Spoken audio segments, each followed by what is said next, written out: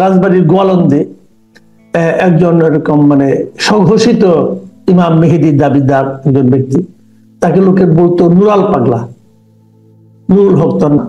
সে বয়োবৃদ্ধ হয়ে গিয়েছিলেন, বয়স মারা গেছেন অনেক বয়সে। তো ওনার লাশটা ওনার কবর থেকে তুলে সেটাকে পিটিয়ে আগুন দিয়ে পুড়িয়ে দেওয়া হয়েছে প্রকাশ্যে, এবং ওনার মৃত্যু হয়েছে গত মাসের 23 তারিখে, প্রায় 2 সপ্তাহ পরে এই ঘটনাটা ঘটানো হলো। তো এই ঘটনা নিয়ে ঘটানোর পর সরকারও বিবৃতি দিয়েছে, জামাতে ইসলামও বিবৃতি দিয়েছে যে তাদেরকে এর সঙ্গে দায়ী করা ঠিক হবে না। কিন্তু আমরা আবার দেখছি যে ইমান ও আকিদা কমিটি নামে একটা কমিটি এই ঘটনা 2 দিন আগে একটা প্রেস কনফারেন্স করেছিল রাজবাড়িতে, এবং সেখানে ওখানকার জেলা আমির সেই প্রেস কনফারেন্সে নিজে মঞ্চে উপবিষ্ট ছিলেন। যে এই সমস্ত ঘটনা ঘটছে, তো এই ঘটনাটা সারা দুনিয়াতে আমি মনে করি যে আমাদের জন্য খুবই একটা সম্মান বয়ে আনবে না। কারণ একটা লাশকে 2 সপ্তাহ পরে তুলে সেটাকে আগুন দিয়ে পুড়িয়ে দেওয়া, তার উপর ক্ষোভ প্রকাশ করা, এটা এই সব মিলিয়ে আপনার কাছে আপনার মূল্যায়নটা জানতে চাচ্ছি, আপনার কাছে এটা ব্যাপারটা কেমন লেগেছে? ধন্যবাদ আপনাকে এরকম একটা হৃদয় বিদারক ঘটনার উপরে উপস্থাপনা করে আমাকে মন্তব্য দেওয়ার জন্য। এটা কোনো অবস্থাতেই মেনে নেওয়া যায় না। প্রথম কথা হলো, একটি মানুষকে তার কবরে দেওয়ার পরে তার যত অপরাধ থাকুন না কেন, তার কবর থেকে উঠে তাকে মেরে পুড়ে দেওয়ার অধিকার কারো নাই। এর মাধ্যমে যেটা প্রমাণিত হয়েছে সেটা হচ্ছে যে আমাদের দেশের আইন শৃঙ্খলা অবস্থা যে শূন্য নিম্নে চলে গেছে, শূন্য পর্যায়েও নাই, তার নিম্নে চলে গেছে, সেটাই প্রমাণ। কে দায়ী কে দায়ী না সেটা পরের বিষয়, কিন্তু এই ধরনের ঘটনা ঘটানোর গত সাহস পাইল কোথাও এলাকার লোকেরা। তার মানে এখানে কোনো একটি শক্তি তাদের পক্ষে কাজ করেছে। দেখেন, আমাদের দেশে এরকম নুরা পাগলা, নুরু পাগলা, এই ধরনের পাগলা তো আজকে নতুন না, অনেক ধরে চলতেছে, পাগলামি চলতেছে। আমরাই তো দেখবেন আপনি হাইকোর্টের মাজারে গিয়ে দেখবেন আপনি বড় বড় সাহেবরা মানত করেন। আমাদের এখানেও তো বিভিন্ন বিভিন্ন জেলাতে বিভিন্ন জায়গায় আছে মাজার, বাংলাদেশের গড়ে উঠেছে। এই মাজার একটি বাংলাদেশের একটা ধর্মের একটা অংশ হিসেবে গড়ে উঠেছে। মানে ধর্মের যে আধ্যাত্মিকতার দিকটা, সেই আধ্যাত্মিকতার দিকটা যেটা বাংলাদেশে ইসলামটা আসছে মাধ্যমে আধ্যাত্মিকার মাধ্যমে, হযরত শাহজালালের মাধ্যমে এখানে যখন আসছে, সেখানে আধ্যাত্মিক শক্তির বিনিময়ে এখানে মানুষের সেই আরাধনার জন্য, সেই উপাসনার জন্য, সেই প্রার্থনার জন্য, আল্লাহর কাছে সরাসরি যাওয়ার জন্য যে একটি সাধক শ্রেণী গড়ে উঠেছিল, সেই সাধকদের মাধ্যমে কিন্তু এই বাংলার বিশেষ করে বাংলা, আসাম এবং এই সমস্ত এলাকার মুসলমানরা কিন্তু হয়েছে বেশিরভাগই এই সাধকদের বা পীর পয়গম্বরদের, পীরদের হাত ধরে। সুফিজম বলা হয়, যেটা ইয়েমেন থেকে যেটা প্রচলিত হয়েছে, ইয়েমেন থেকে সেখানে আসছে। আর যে ইসলামটা আমরা ওয়াহাবি বলি বা আনাস বা বিভিন্ন বলি, এগুলো কিন্তু আসছে তলোয়ারের মাধ্যমে, তরবারির মাধ্যমে আসছে। মক্কা বিজয়ের পর থেকে শুরু হয়েছে বিজয়, মক্কাটা বিজয় হওয়ার পরে ইসলাম প্রতিষ্ঠিত হয়েছে, এবং সেখানে পরবর্তীতে 2 ভাগে বিভক্ত হয়ে যায়। একটা মঙ্গোলিয়ানরা, কাবুলিয়ানরা, আফগানিস্তানিরা, তারা পূর্ব ভারতের দিকে আগাইতে থাকে ইসলামকে জানিয়ে, কিন্তু উদ্দেশ্য ছিল লুট করা, শাসন করে বাংলাদেশকে লুট করা। আপনি জানেন ইলতুৎমিশ কি করেছে, বিভিন্ন কি করেছে, চেঙ্গিস খানরা কি করেছে, এবং তারা এসে পূর্ব ভারত নিয়ে পূর্ব দিকে এসে লুট করে রাজ্য প্রতিষ্ঠা করেছে। সেখানে করদ রাজ্য বানিয়ে, খাজনা বানিয়ে তারা করেছে মুঘলদের মাধ্যমে। আবার পশ্চিমে দেখেন সেই ইয়ার থেকে ওই রাশিয়ার ওই কি বলে এটাকে, সার্বিয়ার থেকে ওখানে সব ডাকাতরা গিয়ে সুলতানাত তৈরি করেছে। উমাইয়া বংশ বলেন, উসমানিয়া বলেন, তারা কারা? তারা তো সে রাশিয়ার থেকে ওই তাতার থেকে তারা ঘোড়া চাপ দাবড়াইয়া গিয়া, ডাকাত শ্রেণী গিয়া, লুটেরা গিয়া, দস্যুরা গিয়া যে প্রতিষ্ঠা করে তারা ইসলাম রাজ্য প্রতিষ্ঠা করেছে। আপনি তুরস্কের শাসকদের দেখেন, সুলতানিয়াত গুলো, সুলতান যারা প্রতিষ্ঠা করেছে তারা কারা ছিল সেগুলো দেখেন। ফলে তারা, তাদের সঙ্গে আধ্যাত্মিক ইসলাম এবং তলোয়ারি ইসলামের পার্থক্য আছে। এটা জেহাদি ইসলাম আর এটা আধ্যাত্মিক ইসলাম। সুফিবাদ এবং যেটা জোর করে বা আক্রমণ করে বা মানুষকে বাধ্য করে ধর্মান্তরিত করা, এটা একটা। এই ক্ল্যাশটা তো আবহমান কালে চলে আসতেছে। কিন্তু বাংলাদেশে বিশেষ করে আমাদের 3টা বড় মাজার আমাদের দেশে খুব মানুষের মধ্যে প্রভাব বিস্তার করেছে। একটি হলো আমরা বাগদাদে বড় পীর সাহেবের মাজার, আমরা সবাই জানেন যে বড় পীর সাহেবের মাজারের প্রতি আমরা সবাই অত্যন্ত সম্বেদনশীল। এটাকে এক সময় সৌদিয়ানরা বিভেদ করত, সৌদিয়ানরা এটা নিয়ে ডিবেট করতো, এবং তারা আমাদেরকে হযরত মুহাম্মদ সাল্লাল্লাহু আলাইহি ওয়াসাল্লামের কবরকে তারা মাজার করতে দেয় নাই। কিন্তু এখন কি হচ্ছে দেখেন, এখন হযরত মুহাম্মদ সাল্লাল্লাহু আলাইহি ওয়াসাল্লামের কবর জিয়ারত করা হজের অংশ হয়ে গেছে। এটা একদম হজের অংশ হয়ে গেছে, এটাকে আপনি নিয়ে আসছেন, কিন্তু এটা তো এটা নিয়ে কিভাবে বিশ্লেষণ করবেন? তাহলে তো ওটা ভেঙে ফেলতে হবে। যদি আপনি কোনোভাবে এক্সট্রিমিস্ট হয়ে যান তাহলে তো ওই প্রশ্নগুলো আসবে। তা এইগুলো কিন্তু একটা আন্তর্জাতিক চক্র কাজ চালাচ্ছে। আপনি ধরেন যে আজকে আমাদের কথাতে কথা বেড়ে যায়, তা আজকে যদি ওখানে গিয়ে আরবেনরা চুমা মারতে গেলে বাড়ি মারে, কিন্তু ওখানে তো সেজদা করে, ইরানিয়ানদেরকে সেজদা করে। অনেক অনেক লোকের আছে ওখানে গিয়ে, অনেক ইসলামিক মাযহাব আছে যারা ওখানে গিয়ে সেজদা করে। ওরাও তো এখানে আইসা ওখানে সিরাতুন নবী বলে পালন করি আমরা। তো সিরাতুন নবীও তো আমরা, যেখানে হযরত মুহাম্মদ জন্ম মৃত্যু দিবসের কোনো পরিষ্কার স্পষ্ট নাই, সেখানে আমরা সিরাতুন নবী দিন পালন করি। তো ওনার জন্ম এবং ওফাত দুইটা একদিন, কিন্তু আমরা সেটা সিরাতুন নবী অত্যন্ত ঘটা করে পালন করি। তো এইটার মধ্যে যতটা ধর্ম তার চেয়ে ব্যবসা আছে। আজকে বাজারও যতটা ধর্ম তার চেয়ে ব্যবসা এখানে কাজে লাগতেছে বেশি। এখানে আমাদের মসজিদ গুলোকে এখন দেখুন ব্যবসা কিন্তু বানিয়ে ফেলা হয়েছে। দেখেন বড় বড় মসজিদ বানিয়ে অনেকে ওনাকে ব্ল্যাক মানিকে রেগুলাইজ করতেছে। আপনি সবচেয়ে মজার জিনিস দেখবেন, হাইকোর্টে যদি যান আপনি দেখবেন হাইকোর্টে কিছু প্যানেল করার, মানে হাইকোর্টে কতটা ক্ষমতা আছে যে অর্থদণ্ড করার। তাৎক্ষণিকভাবে কিছু অর্থদণ্ড উনি করে দিলে, হাইকোর্ট অর্থদণ্ড করে দিলে সেই অর্থদণ্ডের বিনিময়ে আপনাকে মাফ করে দেয়। অনেক মামলার মাফ করার জন্য, মার্সি করার জন্য করে দেওয়া হয়। দেখা গেল যে ওই অর্থদণ্ডটা সরকারি কোষাগারে জমা হয় না, হাইকোর্টের ম্যাজিস্ট্রেট জজ সাহেব বলে দেয় যে আপনি একটা কোনো মসজিদে না জমা দিয়ে আসেন, জমা দিয়ে আসলে পরে এই আপনার এই ক্ষমা, একটা মানে আইনের মধ্যে লেখা আছে যে হাইকোর্টের জজ সাহেব একটি জরিমানা করে ক্ষমা করে দিতে পারেন। জরিমানা করে তো কোষাগারে যাবে, কিন্তু সেই কোষাগারের কথাটা নাই বলে এই সুযোগটা নিয়ে কি করছে, হাইকোর্টের জজ সাহেব বলে দিচ্ছে। আর সঙ্গে সঙ্গে পেশ কানে কানে বলে দিচ্ছে যে স্যারের বাড়ি হলো হবিগঞ্জের ওই জেলায় থানায়, ওখানে একটা মসজিদ আছে, ওই মসজিদে একটা দিয়ে এসে রিসিটটা নিয়ে আসেন। বুঝতে পারছেন? পরীক্ষিত আমরা দেখতে পারবেন না, বাস ওই চলে যাবে মসজিদে, ওখানে গিয়ে ওটা দিয়ে চলে আসবেন। বুঝতে পারছেন না? তো এইভাবে তো কালচারটা শুরু হয়েছে। কোন না কোন স্মার্ট জাজ সাহেব হয়তো এটা চালু করে দিয়ে গেছেন যে ঠিক আছে জরিমানাটাকে না করে আমার গ্রামের গরিব মসজিদটাকে দিয়ে দেই। এখন বাংলাদেশেও কি হয়েছে, এই মসজিদ শিল্পটা গড়ে উঠতেছে। এই মসজিদ শিল্প গড়ে ওঠার পিছনে এখানে দেখেন মসজিদ ইমাম সাহেব এখন একটা ভালো পদ হয়ে গেছে। এরশাদ সাহেব এটাকে চাকরি দিয়ে গেছিল, বেতন বুক করা হয়েছে, তারা বেতন বুক করেন। তো এখন কে বলবে যে ইমাম সাহেবের তো নামাজ ফরজ, তো নামাজ পড়ার জন্য বেতন পাবেন কেন? এই প্রশ্ন করার অধিকার প্রশ্ন করলে কি আমার রাখবে কেউ? বলেন। উনি তো অন্য পেশা নিতে পারতেন, উনি তো ওখানে মক্তব চালাতে পারতেন, উনি তো এখানে সামাজিক দায়িত্ব পালন করতে পারতেন, সেটার জন্য উনি আয় রোজগার করতে পারতেন, উনি পল্লী চিকিৎসক হতে পারতেন, উনি একজন কৃষি বিষয় হইতে পারতেন, এবং 5 ওয়াক্তের নামাজ উনি পড়াইতেন। এটা ওনার ডেডিকেশন, এটা ওনার ত্যাগ, ওনার নিবেদন, সেটা করতে পারতেন, সেটা করে নেই। আজকে মাজার গুলোকে নিয়েও অনেকের একটা ব্যবসায়িক অবস্থা তৈরি হয়েছে। সব মাজার ভালো যেমন বলা যাবে না, সব মাজার খারাপ তাও বলা যাবে না। এক একটা মাজারে এক একটা মাজরা আছে, এক একটা মাজারে মানুষের অনেকটা, আগে যখন গুহায় যেত মানুষ, গুহায় গিয়া আল্লাহর ধ্যান করতো, চিন্তা করতো, এখন তো গুহা নাই। তো অনেকে মাজারে গিয়ে চুপ করে বসে থাকে, মাজারে গিয়ে এক ধরনের ধ্যান ধারণা করে, ধ্যান করে, অনেকে যায়। আপনি যদি হযরত শাহজালালের মাজারে যান, ওই বাজিদ মুস্তাফিদে যান, এগুলো দেখবেন অনেক মানুষ চুপ করে গিয়ে গাছের নিচে বসে বা ওনার কবরস্থানে বসে কান্নাকাটি করতেছে, আল্লাহ আল্লাহ করতেছে। দুনিয়াটা ভুলে থেকে তার মনে কষ্টগুলো, তার মনে শোক গুলাকে ভুলে থাকার জন্য ওখানে ওখানে বসে সে আল্লাহর নামে জপতেছে। আল্লাহর নামে জপে সে তার যে দুঃখ কষ্টগুলা, তার যে বঞ্চনাগুলা, তার যে ব্যর্থতাগুলা, সেটা সে ভুলতে চায়। ভুলার জন্য বাইরের পরিবেশ না পায় সে হয়তো মাজারের পাশে গিয়ে কান্নাকাটি করে, হয়তো উসিলা ওই মাজারের, যার মাজারে যাচ্ছেন তিনি, কিন্তু সে তো চাচ্ছে আল্লাহর কাছেই। সে তো ক্ষমা তো ওই মাজারের ওই ওই আমার হুজুরের কাছে চাচ্ছে না, বা যার মাজার তার কাছে ক্ষমা চাচ্ছে না। সে আল্লাহরকে সেই সূরা ফাতিহাই পড়তেছে, সে ওই কুলফু আল্লাহ পড়তেছে, সেগুলা পড়ে করতেছে। কিন্তু আজকে কিছু পেশাজীবী মানুষ, আমি যেটা মনে করি মাজারটা ভাঙ্গার পিছনে মূল কারণ হইতে পারে আমার ধারণা, সেটা হচ্ছে উনাকে যেখানে মাজারস্থ করা হয়েছে জায়গাটা হয়তো ডিসপিউটেড, হয়তো না, জমিটা এখানে আমি ঘটনাটা বলি।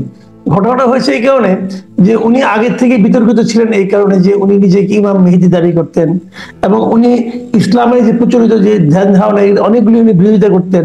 উনি কোরআন শরীফেরও সমালোচনা করতেন, এবং মৃত্যুর পর উনি বলেছিলেন ওনার লাশটা মাটির উপরে থাকবে, এবং এই জন্য ওনার কবরটা দেওয়া হয়েছিল মাটি থেকে কয়েক ফুট উপরে, সমতল থেকে কয়েক ফুট উপরে।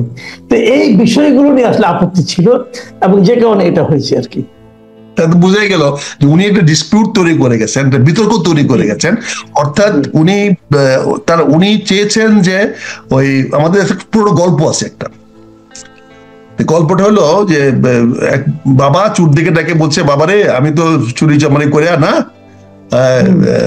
আমি অনেক বদনাম করে গেছি না, তোরা না আমার বদনামটা দূর করিস না, তারা যেন তোদেরকে যেন আর চুরের পোলা না বলে, বুঝছেন না, তোরা আমার নামটাকে বদলাইছে। ছেলেরা বলছে, বাবা তুমি চিন্তা করো না, যে আমরা তোমার নাম আমরা মুছাই দেব। তো চোর মারা যাওয়ার পরে চোরের 3 ভাই মিলে বাবা কি করবি, ও চৌরাস্তার মোড়ে বাবার পাশে দিয়ে ঢুকাই দিয়ে লটকে থয়ে দিয়ে ওখানে। এখন সব মানুষজন আসে দেখে বলে, আরে ওই তো ভালো ছিল, ওর পরে দিয়ে আরো খারাপ হয়ে গেছে। তাহলে বাপের নাম ভুলাই দিচ্ছে, কারণ সেখানে একটা বিতর্ক সৃষ্টি করে দিন ছেলেরা, যে চোর বাপকে 4 রাস্তার মোড়ের মধ্যে বাসার মধ্যে ঢুকাই দিয়া লটকে রেখে দিছে। এখন পীর সাহেব নিজেকে প্রতিষ্ঠিত করার জন্য, সক্রেটিস হওয়ার জন্য, বা ওই ওই যে যীশু খ্রিস্ট হওয়ার জন্য, যে যীশু খ্রিস্ট ক্রুশবিদ্ধ করছিল, তোরা আমাকে রাখিস, তার মানে বিতর্ক করেছে। এইটা নিয়ে রাষ্ট্র চেতনা চিন্তা কতটা কি না, সবসময় কি আমি ধরে নিচ্ছি ওনার অকর্মকাণ্ড খুবই বিতর্কিত এবং খারাপও বটে, আমি ধরে নিচ্ছি এটা সমাজে এক ধরনের বিভ্রান্তি তৈরি করবে। বাট সবকিছুর পরেও ইসলামে তো লাশ নিয়ে এই ধরনের যে আপনার লাশ নিয়ে কেন, আপনার লাশ তো লাশ মানে মানুষের লাশ কি হয় না, সে তো মানুষ না, পরিচিত লোক না, সে তো কন্ট্রোভার্সিয়াল বিতর্কিত না, সব ঠিক আছে, আমি দায়িত্ব নিয়ে বলতে পারি, এর জন্য আমাকে পুরাই মারতে হবে, পুরাই মারে, এই ধরনের মানুষের প্রতি যা ব্যবহার করা উচিত তাই করা হয়েছে। এবং এগুলা করলে আগামীতে কেউ সাহস পাবে না, শুনেন, আমাদের খারাপকে খারাপ বলতে হবে, এটা তার ভাগ্য, তার জীবন দশায় করতে পারে নাই, কিন্তু যে যুবকেরা করেছে আমি তাদেরকে সাধুবাদ জানাবো। কেন সাধুবাদ জানাবো? যে সে করে গেছোস, মরার পরেও তুই যে এটা আগামী দিনে কি আপনি চান আপনার কবরটা এরকম ঝুলায় রাখো আকাশের উপরে? এটা প্রচলন হয়ে যাবে না, আপনি ওকে বাধা দিবেন না। তা আপনি মানবতা, খারাপের প্রতি খারাপ ব্যবহার করলে আপনি দুঃখ পান, এটা তো কামাল ভাই ঠিক না। খারাপকে কুশীলিত করতে হবে। এবং সে যীশু খ্রিস্ট হওয়ার জন্য, সে নিজেকে কন্ট্রোভার্সি করার জন্য, বিতর্ক করার জন্য এমন একটা পরিবেশ সৃষ্টি করেছে যে সে খুব বড়, তারা কেউ ভুলবে না, এই জন্য একটা বিতর্কিত কিছু করে যান। এটা যা করা হয়েছে সঠিক করা হয়েছে, যে তার মাটির মধ্যে রাখা যাবে সেই চেয়েছিল। কারণ আমি বলি একটা জিনিস ভাই, আমি এটা বলি, মানুষ তো আমি কখন হব মানুষ, যখন আমার মধ্যে কতগুলা হুঁশ থাকবে, কতগুলা ভালো থাকবে। আমি যদি খারাপ করি তাহলে তো এখানে আমাকে বিভিন্নভাবে প্রতিহত করতে হবে। আমারও তো আমারও তো শিরচ্ছেদ করার বিধান ইসলামে দিয়ে গেছে, তো শিরচ্ছেদ করার তো বিধান দিয়ে গেছে। এটা কত মানে মধুর ভাবেই করেন, আদর করেই করেন, শিরচ্ছেদ তো শিরচ্ছেদেই। তো এরা হয়তো এই শিরচ্ছেদটা মধুর ভাবে না করে তারা করেছেন। কাজে আমি এটা মনে করি, হ্যাঁ, তবে এটা দুইটা দিক একটা হলো যে আইন শৃঙ্খলা যে অবনতি কি হয়েছে, মানুষ আইনটাকে হাত তুলে নেওয়ার মতো যে সাহস দেখাচ্ছে, এটা খারাপ লক্ষণ। আর দ্বিতীয় লক্ষণটা হলো যে অন্যায়কে মানুষ সবসময় মেনে নেবে না, একটা সময় আসবে অন্যায় প্রতিহত করবে। ফলে আমরা যারা অন্যায়ের প্রতি বেশি আসক্ত হয়ে যাই তাদেরকে সাবধান হইতে হবে। মৃত্যুর পরেও কিন্তু মানুষ আমাদেরকে মুক্তি দিবে না যদি আমরা ভালো কাজ না করি। আচ্ছা, আমরা এবার একটু রাজনীতি প্রসঙ্গে আসছি। আপনি নিশ্চয়ই খেয়াল করেছেন গত কয়েকদিন ধরেই একটা বিষয় খুব আলোচিত হচ্ছে, সেটা হলো যে জাতীয় পার্টিকে নিষিদ্ধ করা। অনেকে বলছে যে জাতীয় পার্টি, অনেকে মানে কয়েকটা পার্টি, বিশেষ করে গণ অধিকার পরিষদ, এনসিপি, তারা বলছে জাতীয় পার্টি স্বৈরাচারী ফ্যাসিবাদী সে শক্তি ছিল আওয়ামী লীগ, তাদের দোসর ছিল এবং তাদের সহযোগিতা তারা এখানে এই ফ্যাসিবাদ কায়েম করেছিল। অতএব জাতীয় পার্টিকে নিষিদ্ধ করতে হবে। আবার বিএনপিকেও দেখলাম তাদের স্থায়ী কমিটি থেকে সিদ্ধান্ত হয়েছে তারা কোনো রাজনৈতিক দল নিষিদ্ধের পক্ষে নয়। এর মধ্যে আবার জাতীয় পার্টি অফিসে একাধিকবার হামলা হয়েছে, সর্বশেষ একবার আগুনও দেওয়া হয়েছে গতকালকে। তো আবার উল্টো এখন জাতীয় পার্টি দাবি করছে যে গণ অধিকার পরিষদের এই সমস্ত কর্মকাণ্ডের জন্য গণ অধিকার পরিষদকে নিষিদ্ধ করা হোক। এই যে একটা অবস্থা নির্বাচনের আগে আগে, এটাকে এর পেছনে আপনি কি রাজনীতি দেখছেন? দেখেন, জাতীয় পার্টিকে তো যে যুক্তিতে যে কারণে আপনি আওয়ামী লীগকে নিষিদ্ধ করেছেন, এই দাবিটা তো 90 সনে উঠেছিল। 90 গণঅভ্যুত্থানের পরে উঠেছিল জাতীয় পার্টিকে নিষিদ্ধ করা এবং জাতীয় পার্টিকে করতে না দেওয়া। পরবর্তীতে আপনি উদারতার সুযোগ নিয়ে আপনি জাতীয় পার্টিকে নির্বাচন করার সুযোগ দিয়েছেন, যাতে নির্বাচনটাকে গ্রহণযোগ্য হয়, ভালো হয়। সেই সুবাদে এরশাদ 35টি আসনে জয়লাভ করে এবং সে নিজেও 5টি আসনে জয়লাভ করে একটা রাজনৈতিক শক্তি হিসেবে দাঁড়িয়ে যায়। কিন্তু পরবর্তী দেখা গেল যে এরশাদ বাংলাদেশের রাজনীতিতে যত আকাম কুকাম সে ক্ষমতার থেকে করেছে, ক্ষমতার পরেও গিয়েছে, ওই ফরিদপুরে পীর সাহেবের মতো, বুঝছেন না?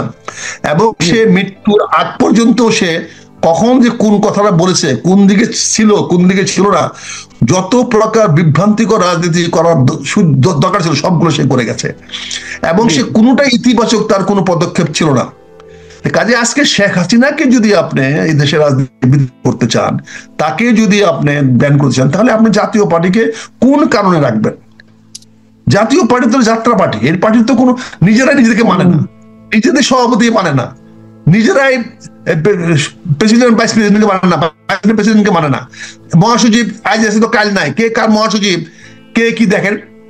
এবার আপনি দেখেন যে এরশাদের পরিবারের সঙ্গে, এরশাদের ছেলেদের সঙ্গে তাদের রাজনৈতিক উত্তরাধিকার নিয়েও তো অনেক ক্লেশ আছে। এখানে তারা রাজনৈতিক দল হিসাবে মানুষের সামনে দাঁড়াতে পারে নাই। আর সামাজিক ভাবে আপনি দেখেন কোন একটি ভালো মানুষ কি জামাতে অনেক ভালো মানুষ আছে, অনেক ভালো ভালো মানুষ আছে, কিন্তু আপনি কি দেখবেন যে জাতীয় পার্টিতে একটি ভালো মানুষ আছে? আমি তো একটি কথাই বললাম, একদম সুনিশ্চিত করে বললাম যে একজন লোকের নাম বলে জাতীয় পার্টি করে যেটা ভালো মানুষ। বুঝতে পারছেন? আমি সুস্পষ্ট প্রশ্ন করতেছি। কাজে সেই তুলনায় রাজনৈতিক কারণে হয়তো বিএনপি মনে করে যে ঠিক আছে, আমি যদি আজকে রাজনীতির কি বলে নিষিদ্ধ কথা বলি, তা আমি তো আওয়ামী লীগকে নিষিদ্ধ কথা বলি নাই, তা এখন জাতীয় পার্টিটা কেন বলবো? কাজে তার স্ট্যান্ড পয়েন্ট অফ ভিউতে সে ঠিক আছে, সে সঠিক আছে, সে কোন রাজনৈতিক দলকে নিষিদ্ধ করার পক্ষে না। তবে এখন যে জিনিসটাই মনে করি, জাতীয় পার্টিকে নিয়ে আমাদের ইস্যুটাকে এখন এটাকে অপ্রাসঙ্গিক করে দেওয়া উচিত। জাতীয় পার্টিকে আর রাজনৈতিক প্রসঙ্গে আমার দরকার নাই। যেখানে মূল শক্তি আওয়ামী লীগ, যেটা মানে ফ্যাসিস্ট শক্তি আওয়ামী লীগ, তা আওয়ামী লীগ শক্তিকে প্রতিহত করার জন্য এখানে যে কোনো অবস্থাতেই যেন ফ্যাসিস্ট বিরোধী শক্তিতে কোনো অনৈক্য সৃষ্টি না হয়, এখানে তারা যে ঐক্যবদ্ধ থাকে, না হলে কিন্তু আগামীতে এরা চলে আসবে। কারণ জাতীয় পার্টি ইস্যুটাকে আমি অনুরোধ করবো আপনাকে যে ইস্যুটাকে আমরা চলেন অপারেশন করে ফেলি, কারণ এদের মধ্যে জাতীয় নেতৃত্ব দেওয়ার মতো একটি লোক নাই। অন্তত নূরের দলে তো নূর ছাড়াও 2-1 জন আছে, মান্নার দলে তো মান্না হলেও আছে, জুনায়েদ শাকির দলে তো জুনায়েদ শাকির মতো লোক হলেও আছে, বুঝতে পারছেন না? কিন্তু আপনার দেখেন জাতীয় পার্টির একটা নেতার নাম বলেন যাকে আপনি জাতীয় চরিত্রে বা জাতীয় কাজে তাদের সৎ পথে তাকে থাকতে দেখেছেন, একটি লোকের নাম বলেন। জাতীয় পার্টির যে কোনো সদস্য যে কোনো জায়গায় আছে, দেখেন যে এই লোকটার কাছ থেকে মানুষ সৎ কিছু ভালো কিছু আশা করতে পারে। আর দল বদলের তো উস্তাদ, এরা তো কোন দল কখন করেছে আর কখন যে কোন দলে চলে যাবে, বুঝতে পারছেন না? এরা তো এক ধরনের কুকুরের মতো, যে যেদিকে পায় ওদিকে চাটে, ওদিকে দৌড় দেয়। এদেরকে নিয়ে আমাদের মনে হয় কথা না বলে ভালো, কথা বলে বিরূপ কথা চলে আসবে, কঠোর কথা চলে আসবে, আরো মানে বুঝছেন না, বাধ্য হবো অনেক কঠিন কথা বলতে। তবে আমার মনে হয় জাতীয় পার্টিকে দল হিসাবে আর না থাকতে দেওয়া ভালো। আর ভোটের দিকেও তারা এখন আর নিজের পায়ে ভোট পাওয়ার মতো লোক আর কোথাও এখন নাই। কোন রাজনৈতিক দলের চেয়ে একদম শূন্যের কোঠায় কয়েকটা পদধারী ছিল, সাবেক মন্ত্রী নাম দিয়া চলতেছে চালাইতেছে, কিন্তু সাবেক মন্ত্রীগুলো যে প্রতিটাই চুরে শিরোমণি ছিল। যদি আজকে আওয়ামী লীগের বিচার হইতে পারে, তাহলে 90 স্বৈরাচারের বিচার কেন হবে না? এটা তো রাজনৈতিক ভুল সিদ্ধান্ত ছিল বলেই তাদেরকে আবার নিয়েছিল, কিন্তু কেন নিলেন? সেই ভুল সিদ্ধান্তের মাসুল তো বিএনপি দিয়েছে। জাতীয় পার্টির লোকদেরকে ডক্টর আমাদের ব্যারিস্টার মওদুদকে নিয়ে বিএনপি নাকানি চুবানি খেয়ে গেছে না। আজকে বিএনপির যে গত 15টা বছরে যে দুঃখ কষ্ট হয়েছে, এটা কার জন্য হয়েছে? একমাত্র মওদুদের জন্য। মওদুদ মারা গেছে, তাকে স্বাভাবিকভাবে কামনা করি করে আমরা বেহেশতে যাক, কিন্তু ও কি বেহেশতে যাওয়ার লোক? সে কি বেহেশতে গেলে বাংলাদেশে এমন কোন লোক আছে বেহেশতে যেতে পারবে না? এই আজকে রাজনীতি সর্বনাশটা করার পিছনে এই মওদুদ, এরশাদ, এদের অবদান আপনি কিভাবে অস্বীকার করবেন? কিন্তু রাজনীতি বিএনপি ভুল করছিল বলে তার খেসারত কিন্তু বিএনপি দিয়েছে। আগামীতে সাবধান হওয়া দরকার। বিএনপি বন্ধুদেরকে বলবো সাবধান থাকেন, আর খেসারত দিয়েন না। জি, অনেক ধন্যবাদ, অনেক ধন্যবাদ জনাব মেজর আখতারুজ্জামান, আপনাকে আমাদের অনুষ্ঠানে সময় দেওয়ার জন্য অনেক কৃতজ্ঞতা। প্রিয় দর্শক, আপনারা শুনলেন দুটো ইস্যু নিয়ে আজকে আমরা আলোচনা করলাম। একটা হলো গোয়ালন্দের সেই মানে নুরুল পাগলা, তার লাশ নিয়ে যে ঘটনা ঘটেছে সেটা, এবং তার সঙ্গে জাতীয় পার্টি ইস্যু, এই দুটো বিষয়ে মেজর আখতারুজ্জামানের বক্তব্য আপনাদের কেমন লাগলো আমি জানি না। হয়তো ভালো লেগেছে কারো কারো কাছে, কারো কারো কাছে বিতর্কিত মনে হতে পারে, কিন্তু উনি ওনার মতো করে স্পষ্ট ভাষায় ওনার মতটা প্রকাশ করেছেন। আমরাও এটা চাই যে ভিন্ন ভিন্ন মত নিয়ে আলোচনা হোক, আগামীতে আমরা এর মাধ্যমে হয়তো একটা কাঙ্ক্ষিত জায়গায় পৌঁছতে পারবো। সবাই ভালো থাকবেন, আল্লাহ হাফিজ।